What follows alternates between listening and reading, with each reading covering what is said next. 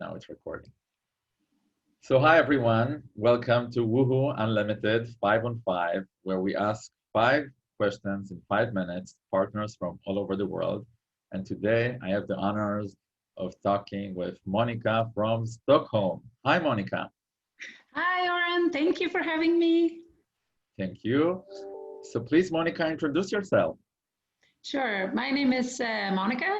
I work in the hospitality sector for the last 25 years. I recently moved from Prague, Czech Republic to Stockholm, Sweden. And I became a Woohoo partner in 2012. I came in contact with it. And I'm an enthusiastic happiness promoter since then. Wow. You're also a writer of a book.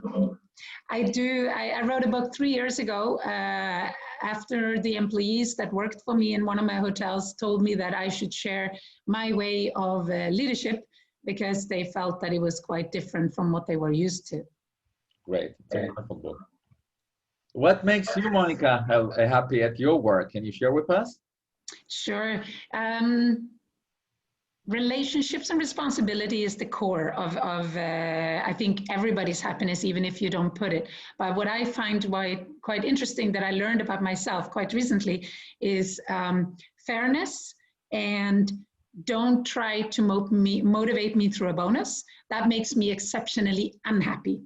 That was quite interesting through a consultancy job that I realized this about myself. So challenge me, give me autonomy, and don't try to give me carrots in the form of monetary or bonuses rewards, and I will be a happy camper working with you. Wow, thank you. Why is it important to invest in happiness at work, in your opinion, and especially now during the crisis, the world pandemic we're in? Why is it happy? Why is it important with happiness? Well, number one, because we only have one life as far as we know. And everybody should be given the opportunity to make the most out of it. So you have an ethical responsibility towards everybody that works with you to ensure their happiness. That's the most important to me. It's the ethical aspect. Secondly, why waste my life not being happy? That's a question every person, whether you're a leader or an employee, should ask yourself. And I think as a leader, it's selfish as well. I always say I'm exceptionally selfish because I love helping other people, because it makes me feel better about me. So if you want to be selfish, then do things, altruistic things for other people, and you become happier yourself. That's wonderful. And can you say now in a pandemic, because many organizations are saying putting happiness is a luxury for a different time. Why is it important, especially now? Right. Sorry, I missed that part of your question.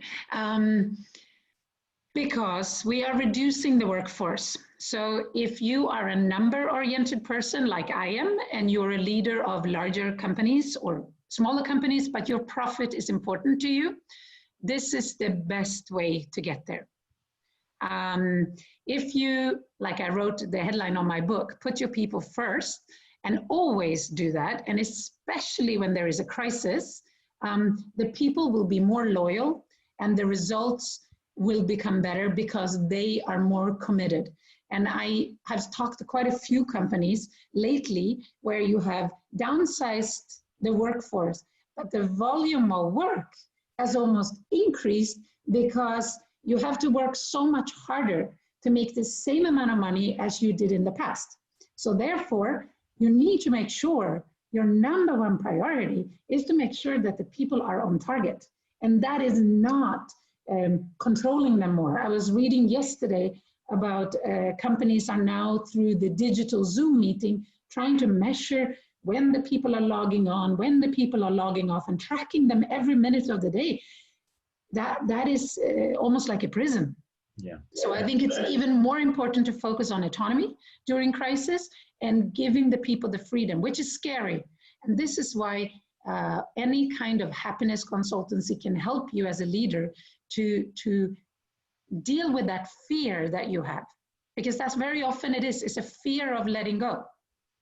I couldn't agree more. Thank you. If I'm a manager or a small business owner and I want to start implementing happiness at work, what is the first step? What can I do tomorrow? Well, first of all, the best part is that you've just realized that that's what you want to do. That's really the first step, is to realize what it is you need. Secondly, I would do is read, study a couple of leaders that have done and implemented happiness, walk around and talk to people. It doesn't have to be the big things. What I love about the whole concept about happiness at work, it's all in the small things. So you can start by walking into the office and say good morning and look people in the eye.